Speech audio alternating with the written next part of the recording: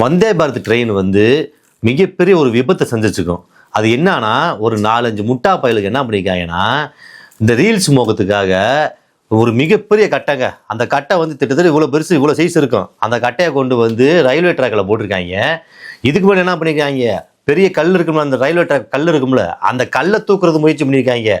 அது சத்துக்கட்ட பயலுக்கு கல்லை தூக்க முடியல. நல்ல வேலை தூக்கி இருந்தான்னு வச்சிங்களே, அந்த ட்ரெயின் கவுந்திருக்கும். நல்ல வேலை என்னன்னா, அந்த பெரிய கட்டையை தூக்கி வச்சனும் ட்ரெயின் வந்தே பாரத் ட்ரெயினில் வந்து சென்சார் இருக்குது. சென்சார் ப்ளஸ் லோக்கோ பைலட்டுக்கு வந்து அலர்ட் கொடுத்துருச்சு. கொடுத்தனால அந்த லோக்கோ பைலட் வந்து வண்டியை நிப்பாட்டிட்டார். இல்லைன்னா 1000 பேர்த்துக்கு மேலே அதில் வந்து பயணம் பண்ணிட்டு இருக்காங்க.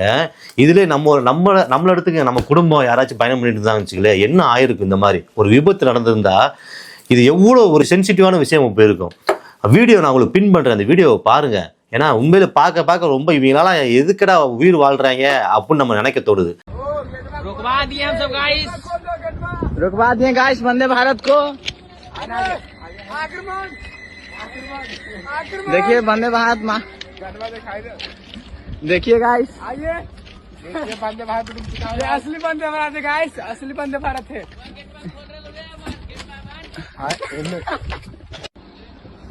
देखिए पुलिस अंकल भी निकल गए थे हम सबको देखने के लिए। नहीं घुस नहीं रहे थे, देखिए बोल रहे हैं कि काहे घुस रहा था, घुस नहीं रहे थे, वीडियो शूट कर रहे थे। हम सब वंदे भारत को रुकवा देंगे, तेरा माँ का ट्रेन है। இன்னொன்று இதே இது தமிழ்நாட்டில் நடந்துருந்துச்சுன்னா, தமிழ்நாட்டில் பிஜேபி பிடிக்கலன்னு சொல்கிறாங்களே நிறைய பேர். ஏன்னா திடீர்னு பிஜேபிக்காரங்க வந்து கொடியை தூக்கிட்டு வந்திருப்பாங்க, இந்த மாதிரி தமிழ்நாட்டுக்காரங்க இந்த மாதிரி ரயில்வே ட்ராக்கை மறைக்கிறாங்க வைக்கிறாங்கன்ட்டு. நான் என்ன சொல்கிறேன்னா, எங்கே நடந்தாலும் தப்பு தாங்க. அதை வந்து விசாரணை வந்து தயவு செய்து பண்ணி, இந்த மாதிரி ஒரு விஷயம் நடந்துச்சுன்னா இதுக்கு வந்து மிகப்பெரிய கடுமையான தண்டனை கொடுக்கணுங்க. இதே இது ஒரு சாதா ட்ரெயினில் பயணம் பண்ணியிருந்தால் என்ன ஆயிருக்கும்.